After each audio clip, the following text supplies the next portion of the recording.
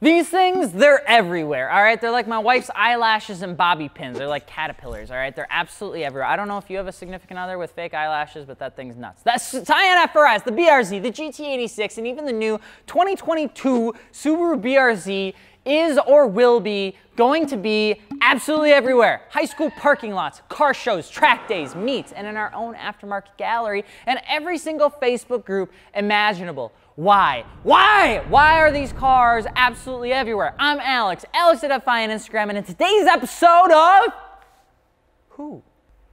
Why? We're going to be talking about why the FRS BRZ is quite literally one of the most perfectest cars in the automotive community to modify right now.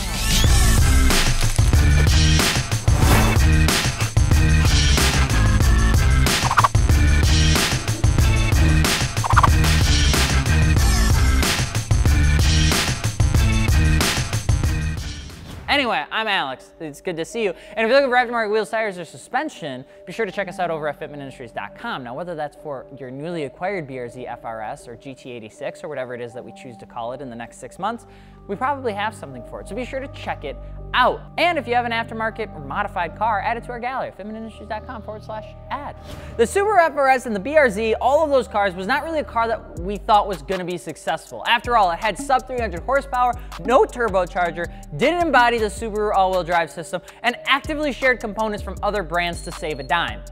It did not have the typical recipe for success, and it wasn't an insane car. It wasn't insanely quick. The brakes looked normal. The vents were plastic. The stitching on the car didn't match the actual exterior color, and the engine itself had some quirks and features that would make Doug DeMuro go, this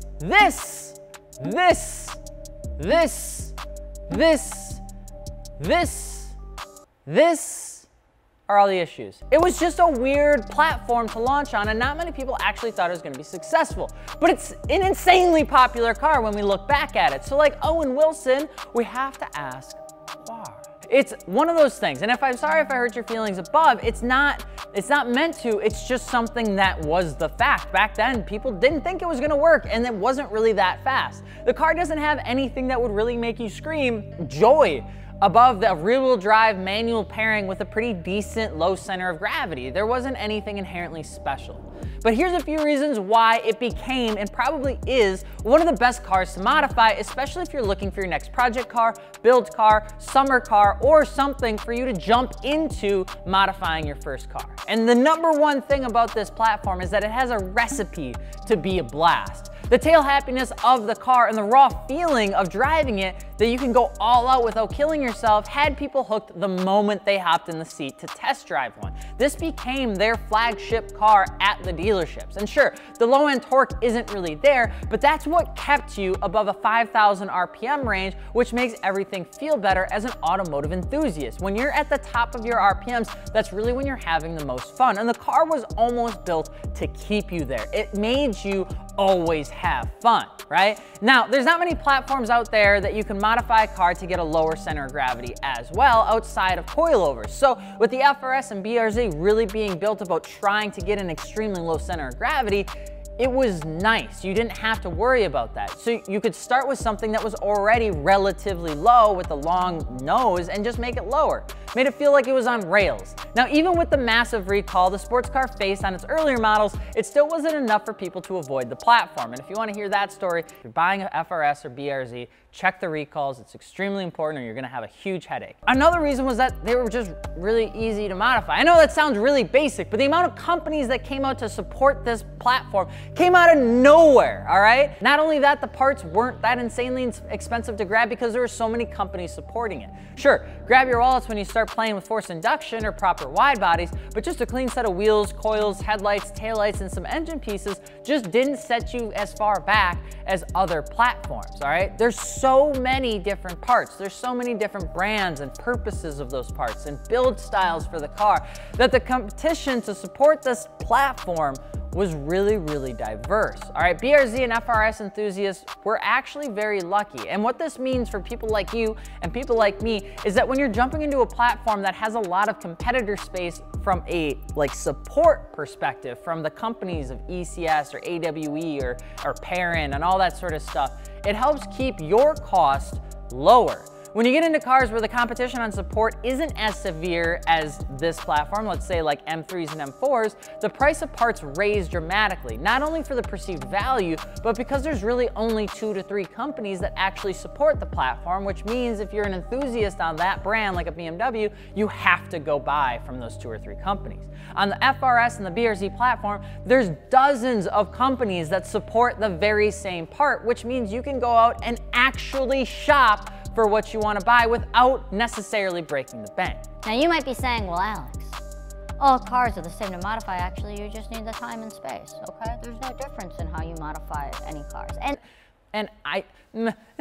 Not all platforms are the same to modify, and you can tell by going and buying a 3000 GT VR4 and trying to work on the engine bay. You'll understand why they aren't as supported as your NA Miatas. The cars were built with the premise that they be tinkered with, and you can see it throughout the build of the car. FRS and the BRZ platform, they knew what they were doing, and they knew it was going to work. Now, it's not free to play easy to work on these cars, but it's actually not too shabby to play with the housings, the bushings, the links, and the exhaust setups on this car. They've made it fairly easy. The entire car feels like a Lego piece, and they did that on purpose. It's got the right bones for a modified car, and the parts are easy to get as it is, you know, like Dakota to slap a wheel. But there is something else that makes it the perfect car to modify. Is it because it's affordable? Well, yes, but that should be pretty apparent by now that you can pick up a BRZ or FRS for a bargain of a deal, which was exactly what Subaru and Toyota wanted.